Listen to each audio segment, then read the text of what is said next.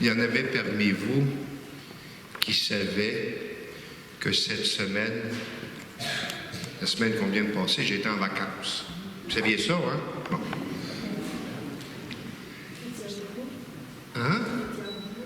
Bon, c'est ce que je pensais. Elle pense que je suis allé dans le sud, à Rougemont. De fait, je suis allé à Rougemont, mais j'ai commencé mes vacances en allant dans le nord. À Saint-Alexis-des-Monts. Hey, c'est pas à porte, ça. Oh! Je suis allé parce que le garçon de ma nièce, mon arrière-neveu, m'a demandé de présider à son mariage. Imaginez-vous, après 21 ans de vie commune et 2 enfants, ils ont décidé de se marier à l'Église.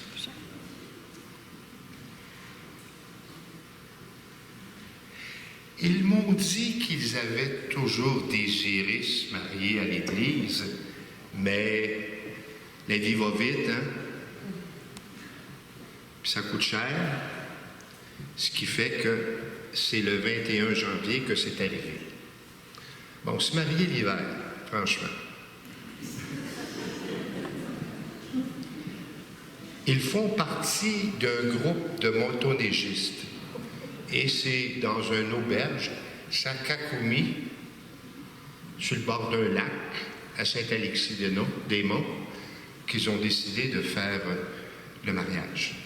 Naturellement, la célébration s'est vécue à l'église, et après ça, c'était la noce. Sur le faire-part qu'il m'a envoyé, il était écrit: il y a des événements que l'on ne peut pas fêter sans sa famille ni ses amis. Mélanie et Stéphane, c'est leur nom, ont l'immense joie de vous inviter à célébrer leur mariage.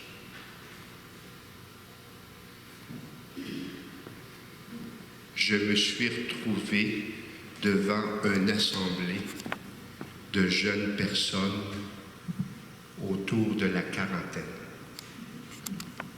Un petit peu plus bas que l'assemblée que nous formons cet après-midi. Alors, quand on s'adresse aux jeunes, il faut se préparer. Hein? Et je m'étais préparé. D'ailleurs, il y a une jeune fille qui m'a dit, comment elle m'a arrangé ça? Elle m'a dit, votre présentation était très bonne. Je voyais que son vocabulaire n'était pas tout à fait le mien. Je vous rapporte cet événement parce que c'est un peu avec ces yeux-là que je relis les textes que nous présente la liturgie d'aujourd'hui. Dieu, dans sa grande sagesse, a décidé de venir dans notre monde.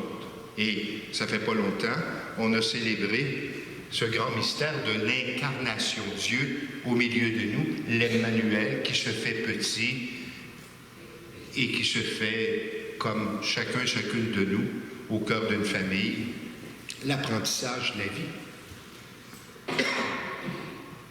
C'est tellement important, ou je dirais, on est tellement important pour Dieu qu'il a décidé de se faire l'un de nous. Et comme nous le savons et comme nous le croyons, c'est Jésus qui, avec le Père et l'Esprit, est Dieu qui vient au milieu de nous. Et naturellement, ce que nous présente aujourd'hui l'Évangile de Matthieu, c'est quelque chose d'important. Hein? Des événements importants, on ne dit pas n'importe quoi, n'importe comment. Et Jésus va dire, je dirais, l'essentiel de l'Évangile. Ce qu'on appelle le sermon sur la montagne. Je ne sais pas si ça éveille chez vous des souvenirs, mais vous savez, quand le peuple de la Première Alliance est sorti de l'esclavage d'Égypte, accompagné de Moïse, où Moïse a-t-il reçu la loi de Dieu?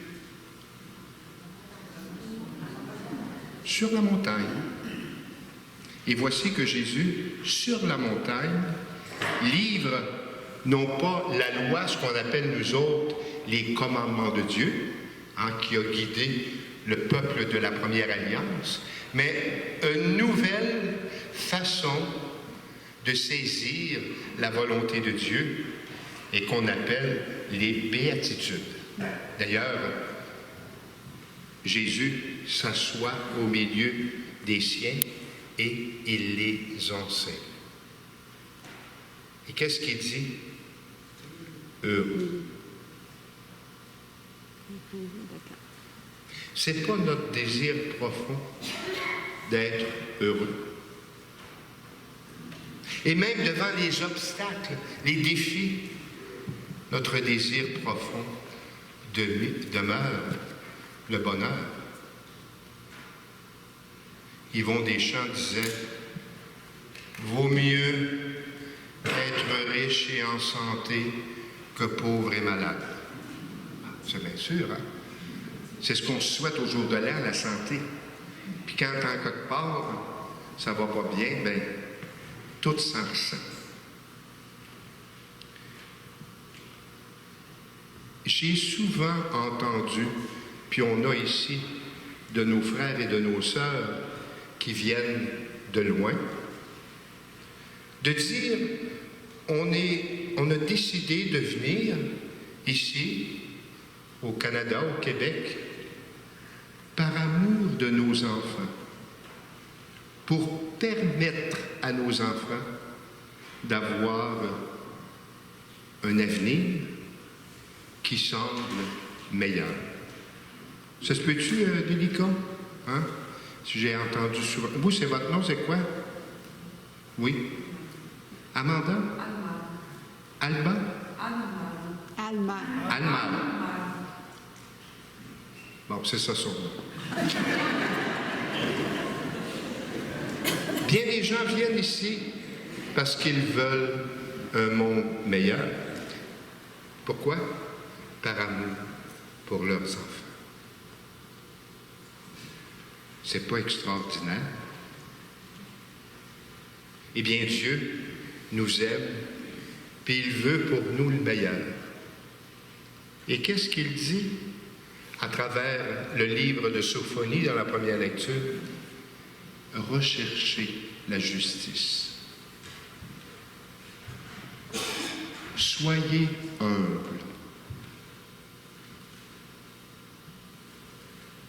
Dans le psaume, il nous rappelle que la foi en ce Dieu qui vient à nous, il est avec nous. Paul, aux Corinthiens, lui, va dire, soyons fiers. Celui qui met sa fierté dans le Seigneur trouve un trésor.